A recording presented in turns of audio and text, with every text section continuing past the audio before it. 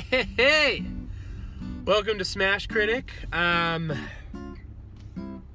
Excited about the first review on 1517 to Paris.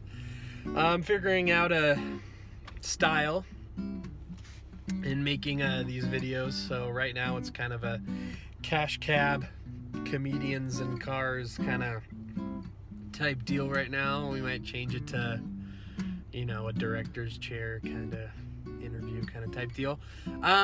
But for right now, this is what I'm doing. Send me your ideas there. Just want to, maybe I'll switch it up. Just want to keep it creative as far as what setting when I'm filming videos. So 1517 to Paris, unfortunately, wasn't very good. I was hoping to start out with a movie that didn't make me look snobby. I was hoping for a movie that I could, give a really good review on, but unfortunately I can't in my right mind do it on 1517 to Paris. It was a great idea. I think the actual true story is awesome, but it just really wasn't put into fruition in a effective way, which is weird because Clint Eastwood's a great director. So with that, I don't want to, just leave it at it was bad, but rather break it down. So we have 5 categories, and we'll rate it 1 out of 5 for each, and then an average evaluation of the entire movie. So the first category is acting. This was interesting because they decided to cast the actual people as the main characters playing themselves in the movie, which I think was a good hook.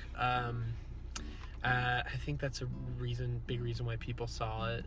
It seems to be doing pretty well at the box office, but unfortunately, I don't think the gamble paid off because the actors were just really poorly trained. I talked to somebody today. He talked about how Clint Eastwood's a kind of director that's he likes to do stuff really quickly. Doesn't like to take time on scenes.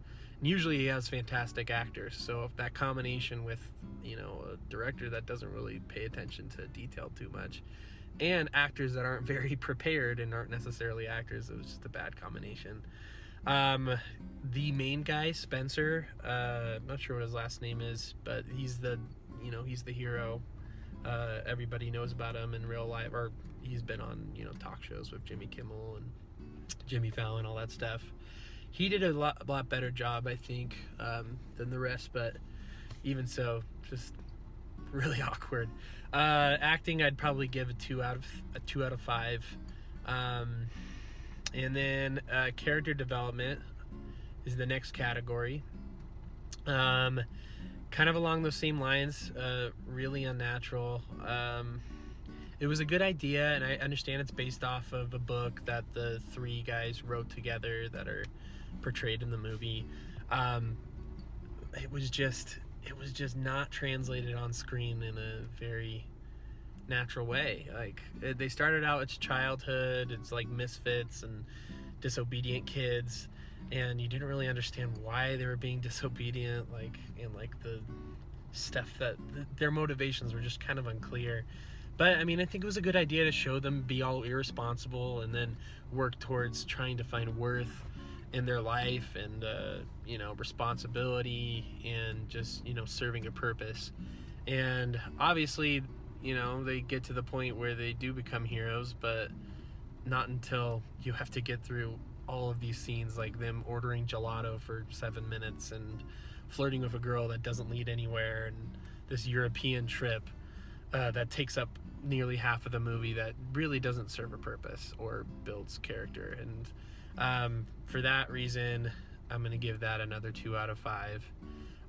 Because I like the idea. They didn't focus on their relationships with their parents, and really didn't achieve any depth into their characters. So yeah, next category is dialogue. Dialogue was probably the weakest part of this movie, unfortunately, and I'm sorry I sound snobby, guys, but maybe you need to see this movie so you can witness it for yourselves, so that you don't think that I'm exaggerating. But the dialogue's really awkward. Again, I think Clint Eastwood just told these guys to ad-lib and, act like themselves and say whatever they want to say almost, because it didn't seem like there was a script, and it was really awkward interactions. The moms, who are professional actresses, one being Pam from The Office, Jenna Fisher, like, the dialogue for them was really hard to work with, I bet, because there's like this moment where they're just yelling at a teacher and being super Christian against education kind of thing, which is if that's how they were, and if you want to portray their faith, and I connect with that, I'm a faithful person, and that's good, but it just really wasn't translated well on screen. It was really forced and just kind of out of left field, just not organic at all. So dialogue's probably the weakest part. I'd give it 1 out of 5. Artistic value is the next category. This is probably the strongest part of the movie. Clint Eastwood still knows how to direct scenes and make scenes look good, at least cinematography wise. I think they had good work there.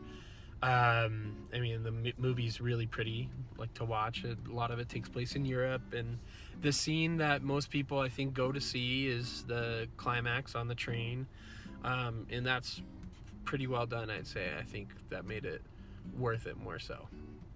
And I'll give that probably a 3 out of 5, just because in artistic value that includes like editing, and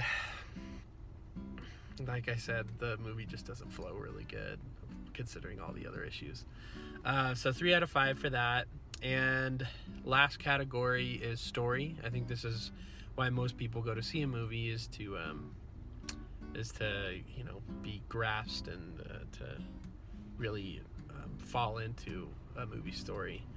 And again, the true story is awesome, and I do think there was enough material to make a good movie. A lot of people think, oh, you can't make a movie off of 5 minutes of exciting events, but they did that with Sully. If you remember Sully with Tom Hanks, that him landing that plane was a really short actual thing, and it did feel like kind of a stretch at times, but they did a good job with the movie because they focused on context and dialogue and acting. Like, obviously Tom Hanks did a great job. So this movie did have potential, and I would honestly see a remake of this, like another shot at this, if somebody made it, which I don't expect. But the story itself was just, they could have focused on just one character.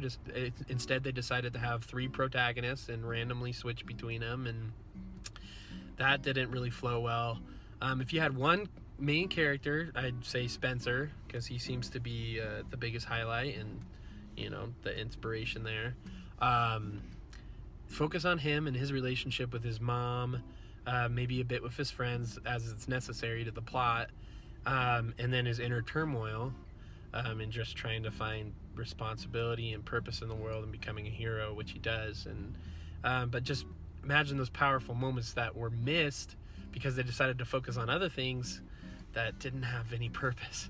But like him talking to his mom and having an emotional moment before he goes off to training, that never happened.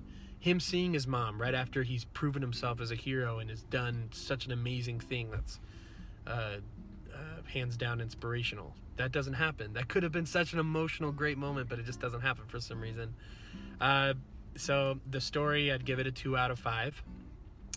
So that's, let's see, we had 2 out of 5s, 1 out of 5, a 3 out of 5, and then another 2 out of 5. 2 out of 5. I think regardless, this was a request by one of you guys. There is a mood you could be in where you could really enjoy this movie, I think. That mood would probably need to be really relaxed. You have to have like a passion for the story and for heroics even more than I did coming into this, and I felt like I did. And just not really uptight at all about acting and just randomness, because this movie had a lot of that, and just kind of boring moments. So if you're just chill with that, then I think you'd enjoy this movie. And that wraps it up. 2 out of 5 for 1517 to Paris. Go see it if you want to. And if not, you've been warned. If you don't like it, you've been warned. So, but I hope that we can have some better experiences with movies moving forward.